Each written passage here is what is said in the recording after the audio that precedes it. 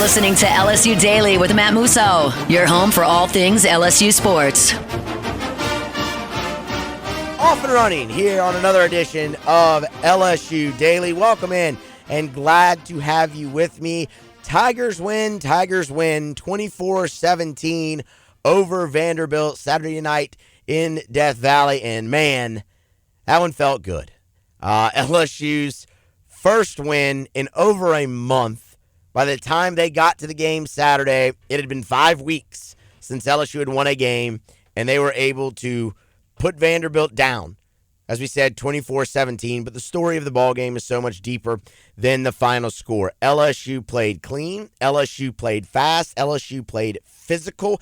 LSU played simple.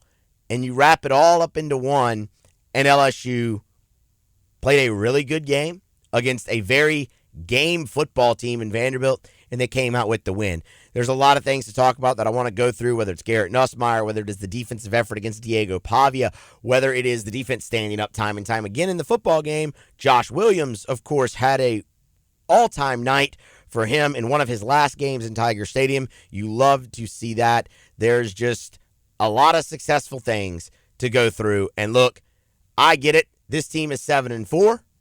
They are not reaching any of the goals that they had set out.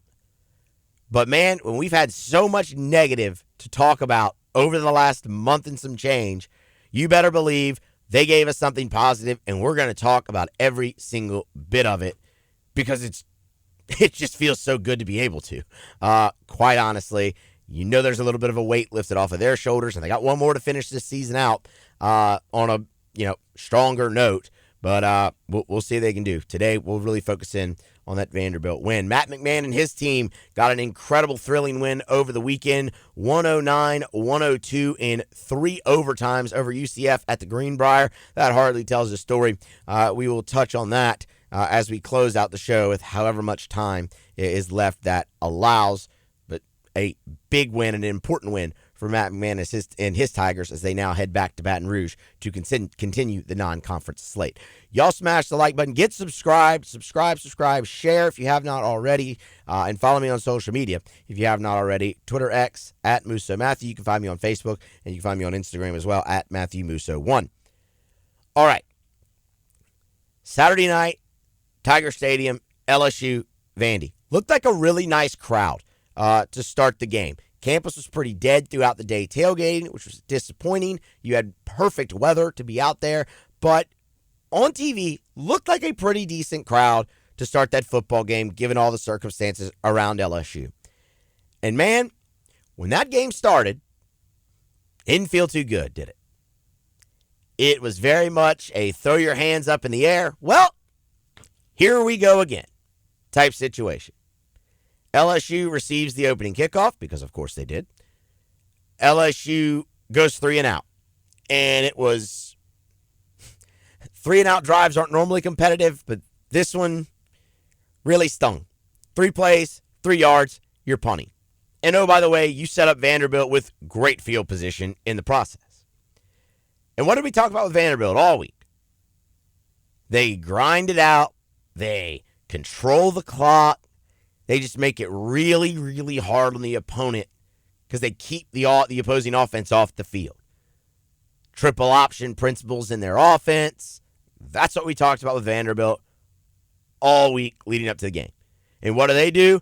Double move, 1 play, bam, touchdown. It's just like, oh, come on, right? The scene in Liar Liar, Jim Carrey with the water. Come on. That's what that felt like. Man, this is a team that's supposed to grind it out, and here they go, over the top, boom, gotcha, you're down 7-0, like that. You gained 3 yards and gave up 64, right like that. And then to make matters worse, on the ensuing kickoff, Josh Williams has his own teammate blocked into him, hard hit. He only gets 2 yards on the return, and now you have to go 90 yards. But that's when the game flipped. That's when LSU took control. That's when LSU made a statement on offense that would last the rest of the night.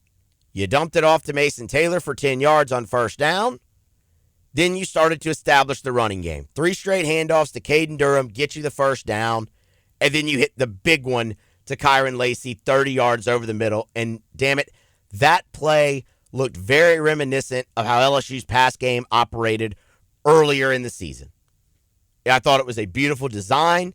You schemed your best player, your best target, your best option on offense open over the middle of the field, catch and run opportunity, and Kyron Lacy did what Kyron Lacy does.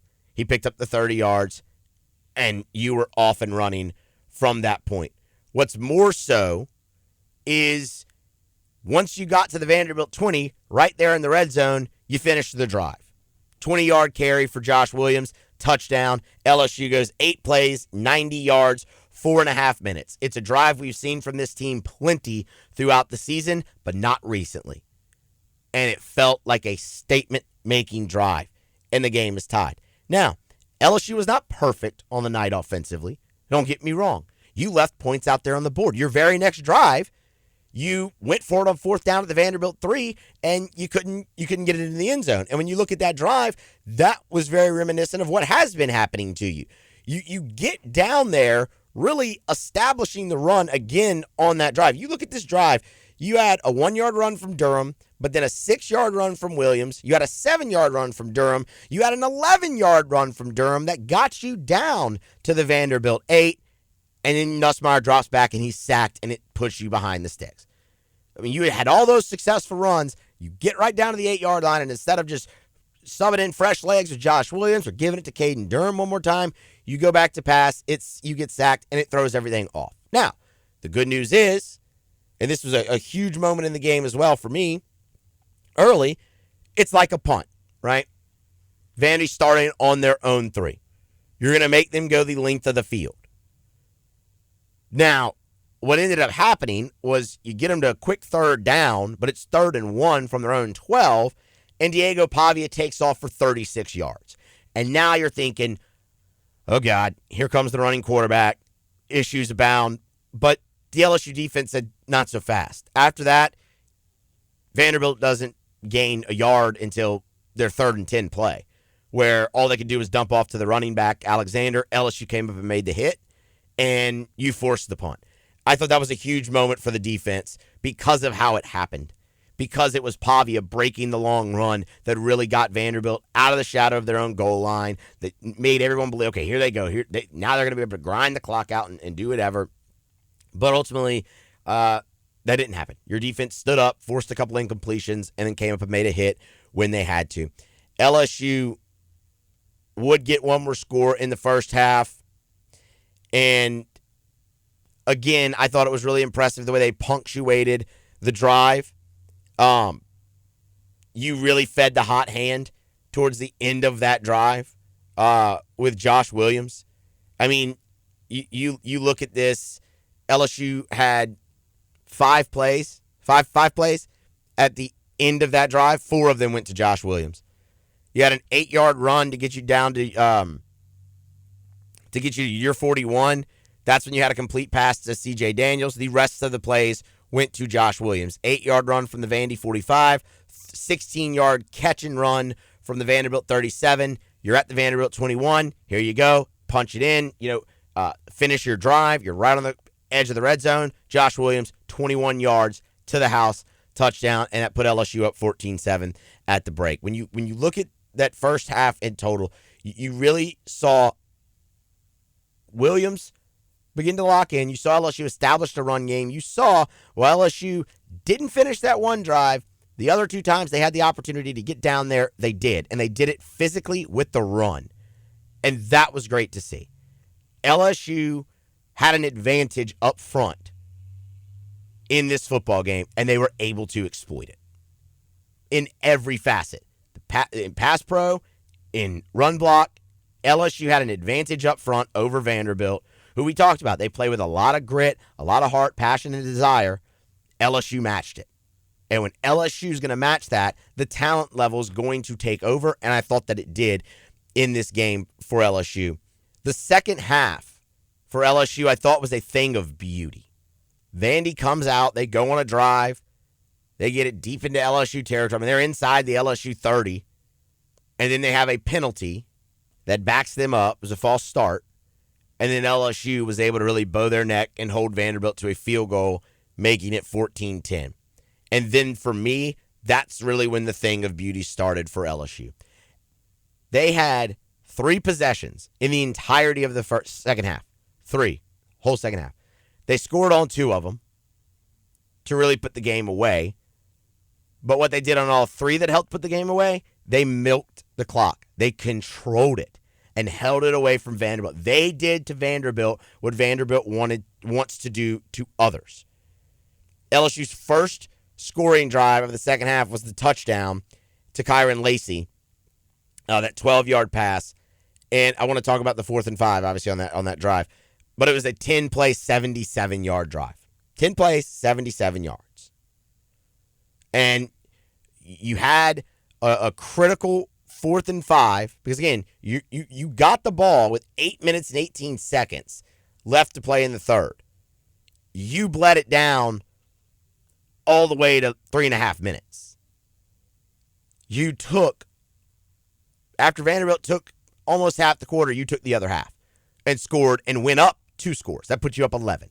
So that was huge. But the 4th and 5 at the Vanderbilt 36 was a massive, massive play call, a massive decision, and it was beautifully executed. Garrett Nussmeier to C.J. Daniels, 24 yards down to the Vanderbilt 12 for the first down. And then you finish the drive off on the very next play. Nuss to Lacey, kind of had to extend the play a little bit and found Kyron Lacey just wide open in the end zone. From there, a 3 and out. LSU 13 more plays, 6-minute drive, 74 yards, field goal. After Vandy scores the touchdown, LSU bleeds the final 5 minutes and 47 seconds off of the clock with an 11-play drive that got them down inside the Vanderbilt red zone where they just kneeled it out and won it 24-17. The second half was just an absolute thing of beauty from LSU in this football game. And it's something that we've seen from them. Them being able to dominate time of possession. Hell, you saw it last week against Florida. LSU dominated time of possession. They lost the game. You dominated it again. You won again. You were awesome on third down defensively, held Vanderbilt to just 2 of 10. You consistently got off the field and didn't let Vanderbilt take control and milk it like they like to. So, great defensive performance as well for the Tigers.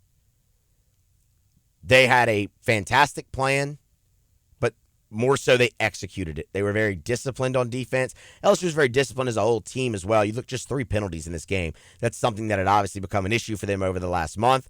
It was great to see them get that cleaned up in this one against a team that forces you to be disciplined because of all the triple option, because of everything that Navy Army. You say triple option, that's immediately where your head goes. That Vanderbilt can do. And we had talked about Brian Kelly in his time at Notre Dame facing Army and Navy every year, became very adept to defending that style of offense. You faced Army last year, you shut them out. LSU was great defensively, I thought, against Vanderbilt. You held Diego Pavia to 40, 43, 44, what was it? 43 yards rushing on 6 carries. Like, he had 7 yards a pop, but he had the one long one. The one long one was the 36-yarder. You kept him contained.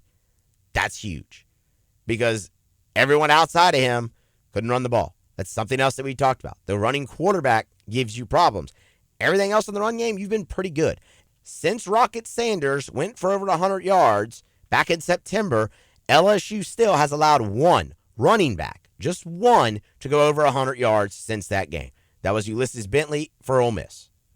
So that part held true, and you contained Diego Pavia, and you turn in a dominant defensive effort. Offensively, we have to talk Garrett Nussmeier and Josh Williams specifically, and I'll start with number 18. That was an awesome night for Josh Williams. Again, in one of his last games in Tiger Stadium, for him to give you the performance that he did when you needed it most was huge. 151 yards from scrimmage and 2 touchdowns. And in big spots, right? We mentioned the drive there where, the last 5 plays, 4 of them went to Williams. Taking control, making sure LSU finished his drives, but working in tandem. The running game was a huge success for LSU again this week.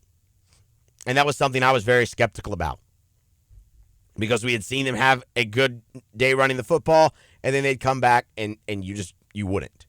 They could never build off of it. So, yeah, they had a good day against Florida. I'm like, but Vanderbilt's statistically a better rush defense than Florida. Why am I expected to just assume that they're going to improve on it? And they did.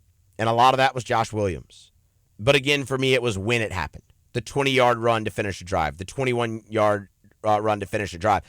The catch and runs to help extend drives. LSU needed a big-time performance.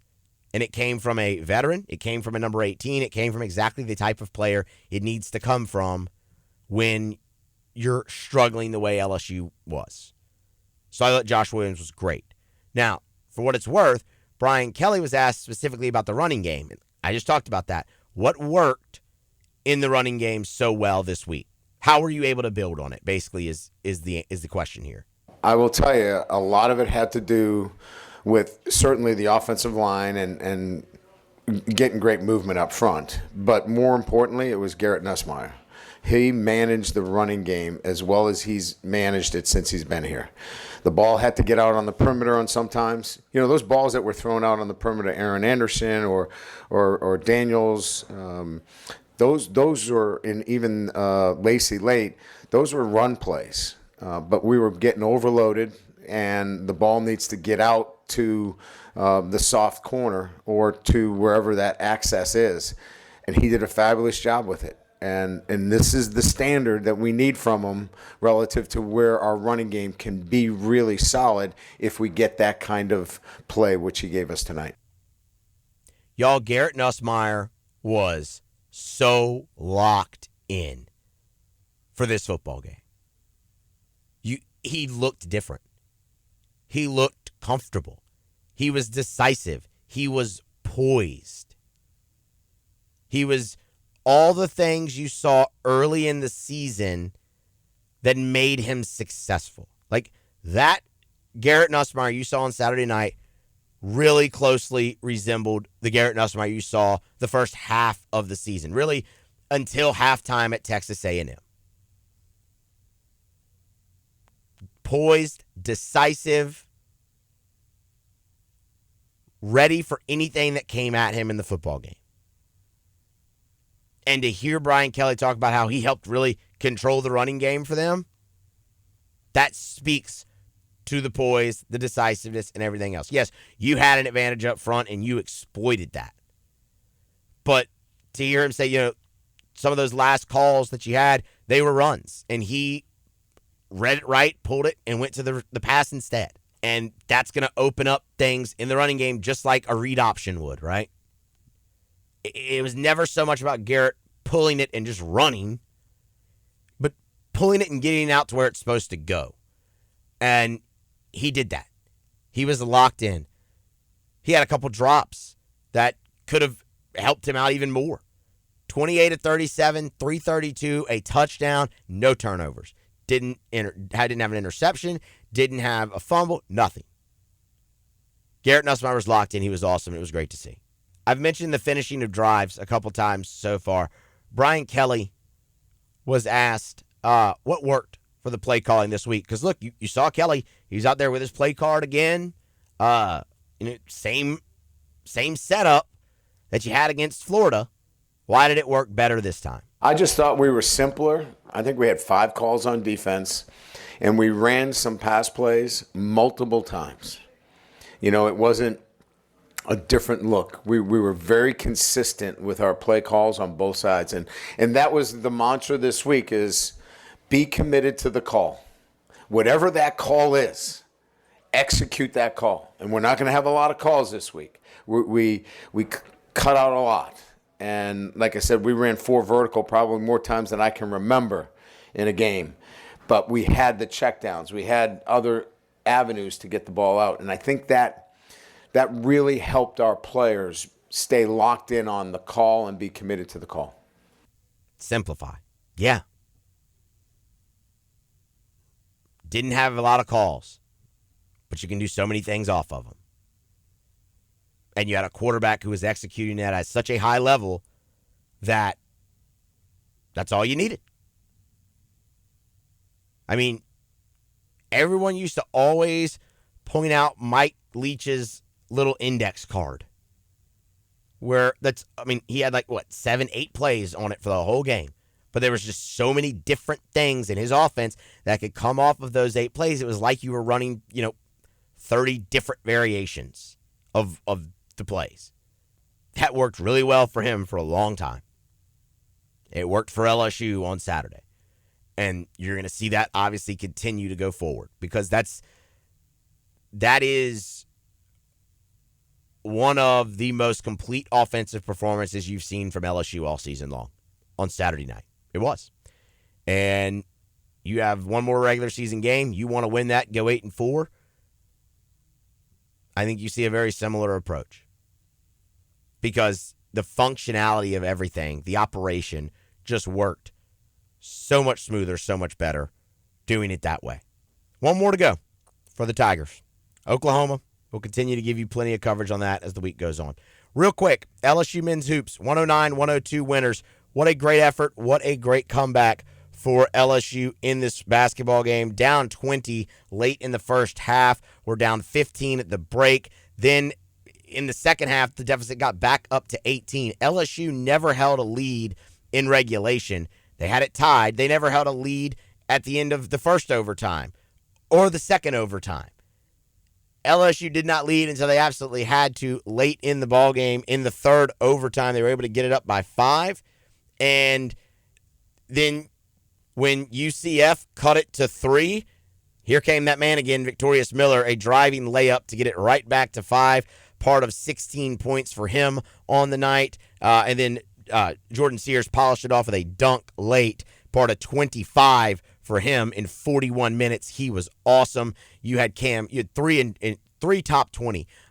Jordan Sears, Cam Carter added 20, and Jalen Reed a 21-13 night for a double-double. He was fantastic, but great effort for LSU to come back in that game, one that you really needed to have. You didn't want to go 0-2 out there, and you didn't play well for a large majority of it, but you were able to really keep it. Once you got down, you were able to keep it within striking distance.